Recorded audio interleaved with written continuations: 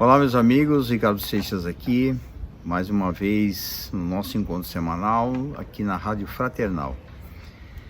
Nosso ponto de encontro para podermos refletir e trabalhar em nós mudanças, trabalhar em nós nossas condições de vida para que tenhamos sabedoria e discernimento e seguirmos adiante na nossa jornada. Continuando aqui nossas reflexões, nossos estudos, gostaria de chamar a atenção para você, para que você esteja aqui no momento presente. Todos nós temos preocupações, temos algumas necessidades a serem resolvidas, cumpridas, atendidas, e certamente nós podemos exercitar um pouco mais a tranquilidade, a paz, a harmonia em momentos como esse, onde podemos deixar de lado, por alguns instantes, algumas situações para que tenhamos a oportunidade de perceber outras coisas.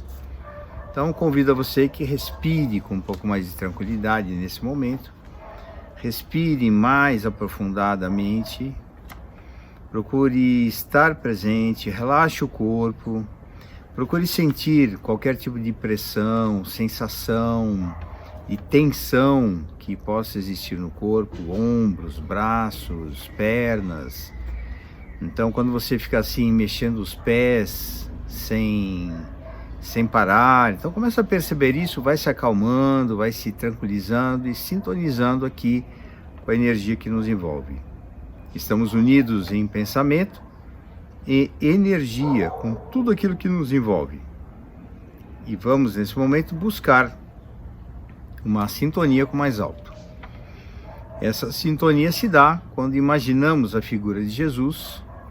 Só pelo fato de imaginar, de lembrar, de pensar, de imaginar em nossas mentes, de ver em nossas mentes a figura de Jesus, que nos ampara, nos assiste, está conosco ao longo dos tempos, das eras, que pode certamente ser um parceiro importantíssimo em momentos principalmente desafiadores.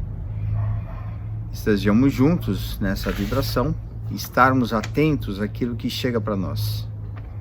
Que tenhamos nesse momento paz e harmonia para refletirmos sobre o que precisamos aqui trabalhar no dia de hoje. Mais uma vez quero trazer algumas informações sobre a perspectiva de Paulo de Tarso e as palavras e reflexões de Emmanuel. Quando Paulo de Tarso escreve a Romanos: pois não foi para batizar que Cristo me enviou, mas para anunciar o Evangelho, sem recorrer à sabedoria da linguagem, a fim de que não se torne inútil a cruz do Cristo. E aí Emmanuel comenta em algumas palavras aqui resumidas, falando sobre a nossa vaidade. De alguma maneira, está ligado à nossa dinâmica mais egocentrada de atrairmos pessoas à nossa forma de acreditar, de atrair as pessoas ao nosso reduto religioso, ao nosso lugar que nós colocamos energia, valor, que colocamos realmente aí o que nós chamamos de verdade, né? Então, se nós formos olhar, existem muitas verdades, pessoas que se dizem detentoras da verdade, que nós podemos encontrar em qualquer igreja, qualquer denominação religiosa, que tenha princípios verdadeiros, éticos e morais. Não podemos dizer que alguma igreja, ou um centro espírita, ou uma sinagoga tenham valores distintos ou imorais, de forma nenhuma, pois certamente seus seguidores são comprometidos com aquilo que acreditam e valorizam muito as tradições, os ensinamentos que ali se encontram.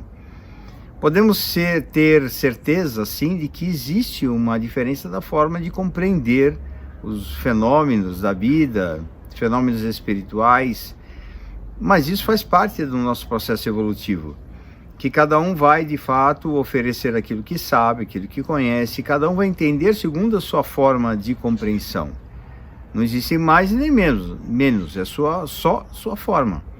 Evidente que o Espiritismo traz, através dos espíritos, informações importantes, que certamente todas essas denominações um dia poderão se servir para poder também compreender um pouco melhor o que existe do outro lado.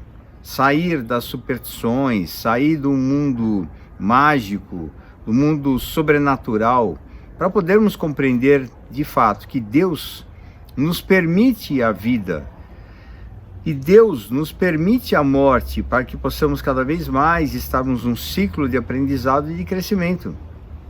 Como uma criança que vai para a escola, que segue numa determinada série e no final do ano vai entrar de férias, depois passa o ano seguinte para uma série nova, uma série acima. Se esta criança cumpriu com as suas determinações, com os seus estudos e atingiu um nível de fato para ter uma promoção.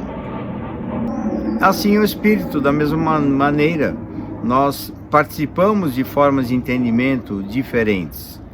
E é dessa maneira que nós vamos entendendo de forma diferente ao longo do tempo e vamos amadurecendo para a visão do que significa espiritualidade, o que significa Deus e assim por diante, o mundo dos espíritos. Então nós podemos nos sentir muito envaidecidos justamente pelo fato de trazermos pessoas ao nosso reduto. Basicamente isso se chama proselitismo. E nós sabemos que nós não temos a necessidade no Espiritismo de fazermos proselitismo.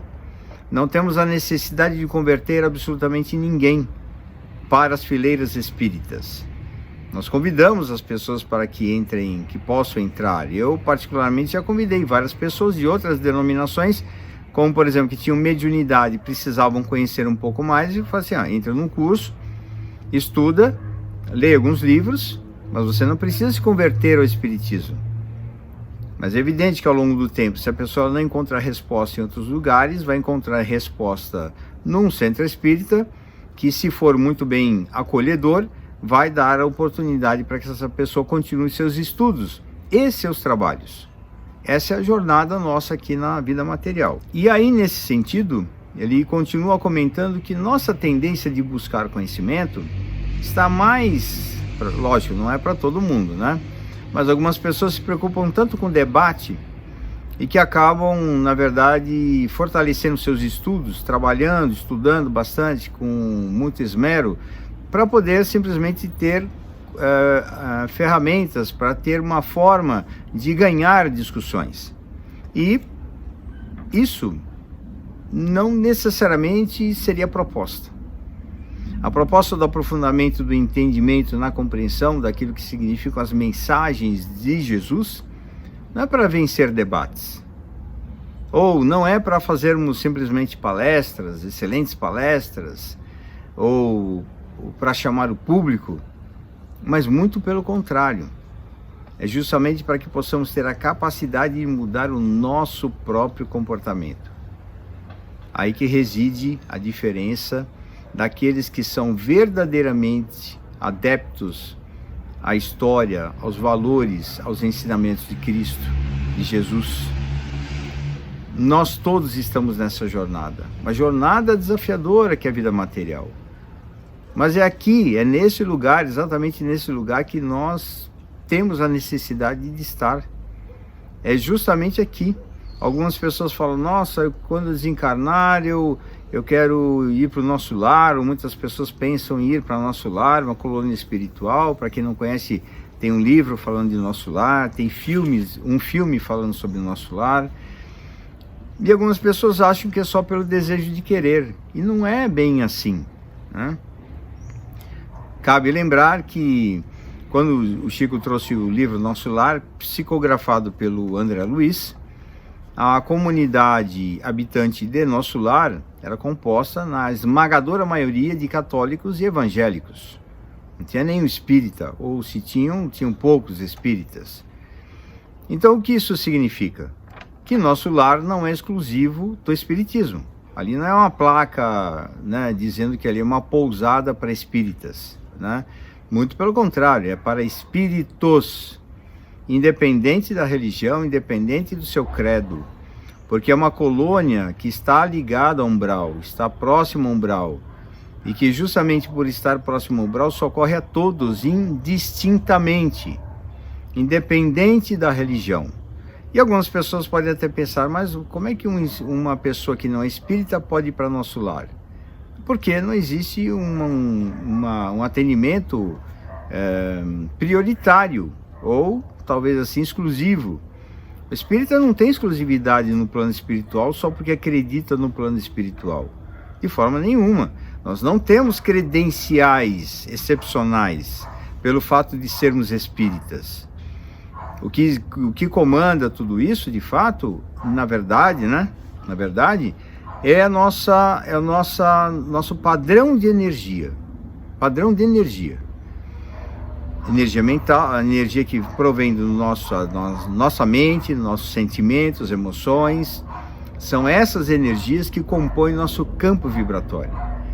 E é a forma como nós agimos na vida. Isso não tem nada a ver com pessoas que são moralistas, por exemplo. Existem os moralistas de plantão. E isso não resolve nada, ser moralista. O que importa, na verdade, é ter moral, que é bem diferente. As pessoas moralistas são aquelas que impõem regras para os outros, que elas, de alguma maneira, se comportam de uma maneira muito radical e que elas não concordam com determinadas ações ou atitudes. O Evangelho prega amor, prega conhecimento. O Evangelho prega oportunidade de renovação, prega o acolhimento das nossas dores. Assim como o próprio Jesus, que acolheu a mulher adúltera e trazida pelos homens que queriam que apedrejá-la e que perguntou a Jesus o que eles deveriam fazer, né? Foi pego em adultério, o que diz? Perguntaram a Jesus. Jesus não fala nada. Ele simplesmente se escreve no chão e ainda pergunta para ele, então, o que dizes a respeito? E o que ele responde? Aquele que não tiver nenhum pecado, que atire a primeira pedra. E pelo impacto daquela energia fantástica de um espírito como Jesus, isso vai no âmago da alma e todos certamente ali comprometidos, de alguma maneira não tão verdadeiros, né, nas suas crenças e valores que diziam ter, acabam se sentindo envergonhados e vão embora. E ele se dirige à mulher dizendo o quê? Mulher, onde são os seus acusadores? Ela não vendo ninguém, Jesus ainda continua dizendo, se eles não te condenaram, muito menos eu te condenarei. Isso é amor. Isso é amor. Jesus em algum momento passou lá um sermão nessa mulher, você está errada, não pode fazer isso, e botou regra para ela? Não. Acolheu e disse simplesmente, vá e não peques mais. É simples assim. Isso falta ainda para a nossa condição humana. Que nós criamos regras, criamos valores, e ai daquele que sair pisar fora dessas linhas.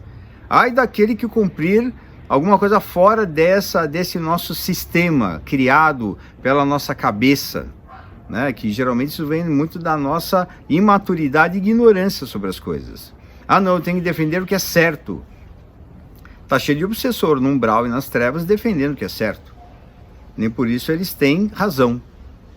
E nós precisamos compreender muito bem o que significa trabalharmos com a luz, com o entendimento, com a compreensão, para que possamos sermos instrumentos verdadeiramente da luz e não da perturbação. Se nós somos, de alguma maneira, solicitados a socorrer alguém, que em último momento a nossa palavra seja de condenação ou de crítica, ou seja lá do que for. E é dessa maneira que nós vamos encontrar verdadeiramente os adeptos da mensagem de Jesus, que se preocupam muito mais na transformação íntima, na transformação pessoal, do que na tentativa de mudar o outro. O que nós podemos fazer em relação a isso? Podemos contribuir com a mudança desejada pelas pessoas e não impor regras para que essas pessoas mudem. É diferente. Dessa maneira, agindo dessa forma, nós que procuramos fazer as nossas mudanças, nosso trabalho de transformação interior, seremos verdadeiramente aí como se fôssemos exemplos, talvez a palavra? Não sei se exemplo seria a melhor palavra. Eu não me considero um exemplo, mas eu me considero sim alguém dedicado à minha mudança pessoal, porque eu estou determinado comigo, estou alinhado com esse processo de mudança interior. Até porque essa mudança, ela não virá nesta existência, na totalidade. Nós temos muito que progredir, muito que trabalhar em prol da nossa própria mudança interior, do nosso crescimento como espíritos. E nós precisamos ter essa noção. Por mais que você se esforce tremendamente, você não vai conseguir fazer todas as mudanças necessárias nessa existência. Nós precisaremos de outras experiências, de outras situações, que contribuam com a nossa dinâmica, nosso processo de existir. E assim seguiremos adiante. E quando Jesus realmente penetra em nosso coração, aí sim nós estamos transformados, porque nós sintonizamos verdadeiramente com a energia superior. Aí nós estamos em sintonia verdadeiramente com entidades amigas, com a vibração de Jesus através desses amigos que nos visitam, nos amparam, nos acolhem, nos assistem nas nossas dificuldades, problemáticas e assim por diante. É dessa maneira que nós podemos trabalhar. Assim como Paulo, que disse à comunidade que o questionava, que buscava as orientações dele, dizendo que de fato ele não iria para lá para batizar, mas sim para poder levar a palavra de Jesus, porque justamente é essa que faria de alguma maneira a diferença na vida das pessoas, consequentemente do planeta. E é isso que nós estamos fazendo aqui. Nós somos instrumentos da luz, somos instrumentos da vida, somos instrumentos, claro que somos. Mesmo com os nossos equívocos, mesmo com a nossa ignorância, mesmo com a nossa incapacidade de podermos compreender melhor, com as nossas dificuldades, nós somos sim instrumentos para algumas pessoas. Talvez não para todas, mas para algumas pessoas sim.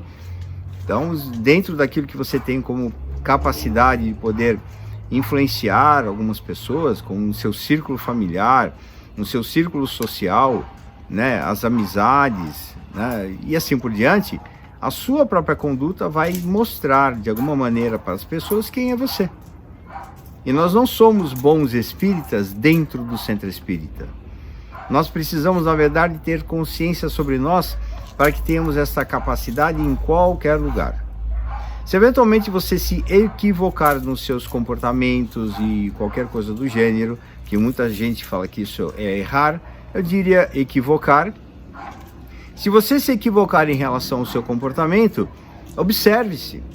Aproveite a experiência para poder aprender mais sobre você. Isso é uma oportunidade.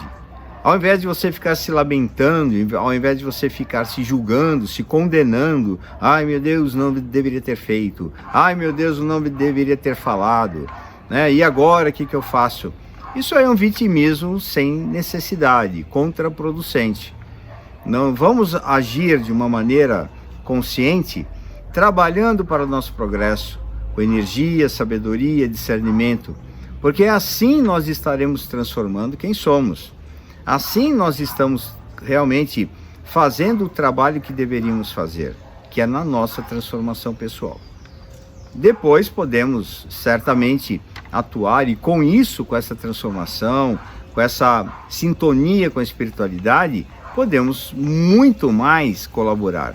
Porque aí não somos nós apenas, somos nós e mais aqueles espiritualmente que se ligam conosco.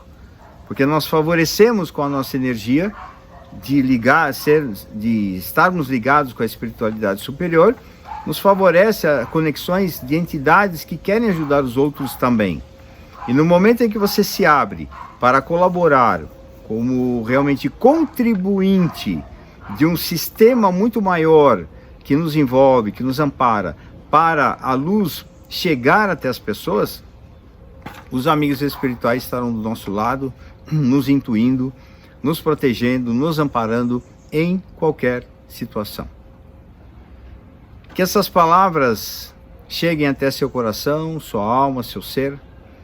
Que você se permita nesse momento se abrir para a espiritualidade e perceber que você pode estudar, trabalhar, mas o mais importante é você ser melhor. Isso sim vai fazer a diferença. Porque ninguém do outro lado, na desencarnação, vai pedir o seu currículo. O que você fez?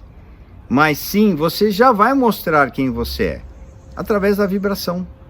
E a tua sintonia é que vai direcionar o seu lugar na espiritualidade. Não foi o que você fez, é a tua sintonia. E isso vem da sua energia. Então, onde nós podemos mudar a energia?